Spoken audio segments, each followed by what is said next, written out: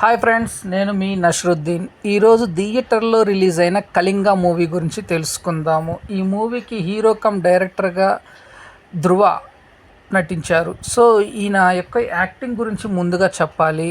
చాలా బాగా మెప్పించగలిగారు కొత్త యాక్టర్ అయినప్పటికీ. అట్లానే ఈయన దర్శకత్వం కొన్ని సన్నివేశాల్లో చాలా అంటే చాలా బాగా అబ్బురపరిచారని చెప్పాలి. ఇకపోతే ఈ కళింగ స్టోరీ లైన్ వచ్చేసి డివోషనల్ అండ్ హర్రర్ రెండు కాన్సెప్ట్లను మిక్స్ చేసి చూపించిన విధానంతో ముడిపడి ఉంటుంది ఈ స్టోరీ లైన్ కళింగ వచ్చేసి. ఇకపోతే ఇందులో సినిమాటోగ్రఫీ పరంగా చూసుకున్నట్లయితే విజువల్ వండర్స్ అట్లానే హర్రర్ సన్నివేశాలు చాలా బాగా రిచ్గా మెయింటైన్ చేశారు. సింపుల్ స్టోరీ లైన్ వచ్చేసి కళింగ అనే ఒక ఊరిలో హీరో ఉంటాడు. సో ఆ ఊరిలోని కొంతమంది ఆ ఊరికి దగ్గరలో ఉన్న అడవిలోకి వెళ్తూ ఉండటంతో తిరిగి రారన్నమాట.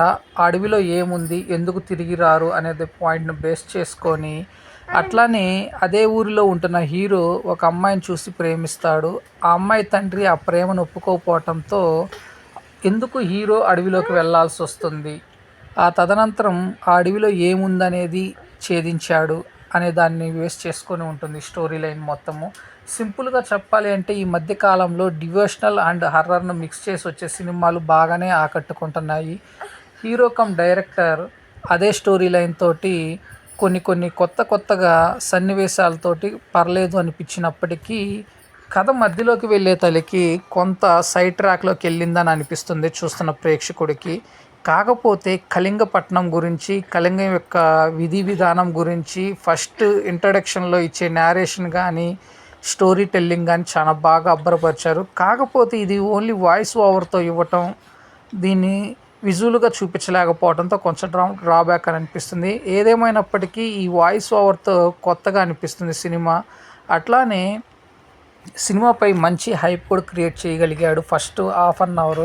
ఆ తదనంతరం రొటీన్ సన్నివేశాలు, రొటీన్ లవ్ స్టోరీ, ల్యాక్ సన్నివేశాలతో చిన్నగా ప్రీ క్లైమాక్స్ దాకా లాక్కొస్తారు. ప్రీ క్లైమాక్స్లో జరిగే ఒక ట్విస్ట్ తోటి సెకండ్ హాఫ్ పై మంచి ఇంట్రెస్ట్ క్రియేట్ చేయగలిగాడు. సెకండ్ హాఫ్ రెగ్యులర్ ఫార్మాట్లోనే హర్రర్ జోన్ సన్నివేశాలు, కాకపోతే అంతగా ఆకట్టుకున్నంత విధిగా అయితే హర్రర్ సన్నివేశాలు ఏమి ఉండవు, రెగ్యులర్ ఫార్మాట్లోనే ఉంటుంది. ఇకపోతే డివోషనల్ పాయింట్ ఆఫ్ వ్యూలో చూసుకున్నట్లయితే భగవంతుడి యొక్క స్వరూపం ఏమిటి, భక్తుడి యొక్క విధానం ఏమిటి అనే కొన్ని సన్నివేశాలు పర్లేదు ఆకట్టుకోగలిగాయి. ఏదేమైనప్పటికీ హీరో కమ్ డైరెక్టర్గా చేసిన చిత్రంలో కొన్ని సన్నివేశాల మట్టికి చాలా బాగా చూపించగలిగాడు. అతను ఎంతో ఎక్స్పీరియన్స్ ఉన్న డైరెక్టర్ లాగా, ఎంతో సీనియారిటీ, మంచి డైరెక్షన్ స్కిల్స్ ఉన్న డైరెక్టర్ లాగా కొన్ని సన్నివేశాలని తీర్చిదిద్దిన విధానం మట్టికి మెచ్చుకొని తీరాలి. ఇకపోతే ఈ సినిమా ఎడిటింగ్ పాయింట్లో వచ్చేదానికి చాలా బాగా ఎడిటింగ్ అనేది చేయగలిగారు. ఎక్కడ ఏ సన్నివేశం రావాలి అనే విధంగా చూపించగలిగారు. ఇకపోతే ప్రొడక్షన్ వాల్యూస్ వీలైనంత వరకు బాగానే రిచ్గా మెయింటైన్ చేయగలిగారు. ఇకపోతే ఈ బేసిక్గా ఈ హర్రర్ అండ్ డివోషనల్ మూవీస్కి వచ్చేసే తలకి సహజంగా మ్యూజిక్ మీదే, బీజిఎం వచ్చే బ్యాక్గ్రౌండ్ మ్యూజిక్ మీదే ఆధారపడి ఉంటుంది. సో బీజిఎం చాలా బాగా కట్టుకోగలిగింది, one of the plus point అని చెప్పాలి. ఇకపోతే ఈ మూవీకి ప్లస్ పాయింట్స్ వచ్చేసి హీరో కమ్ డైరెక్టర్ యొక్క యాక్టింగ్ స్కిల్స్, డైరెక్షన్, అట్లానే కథ కొత్తగా అయినప్పటికీ తీసిన విధానం పాత రూపంలో ఉండటము, అట్లానే బీజిఎమ్, సినిమాటోగ్రఫీ.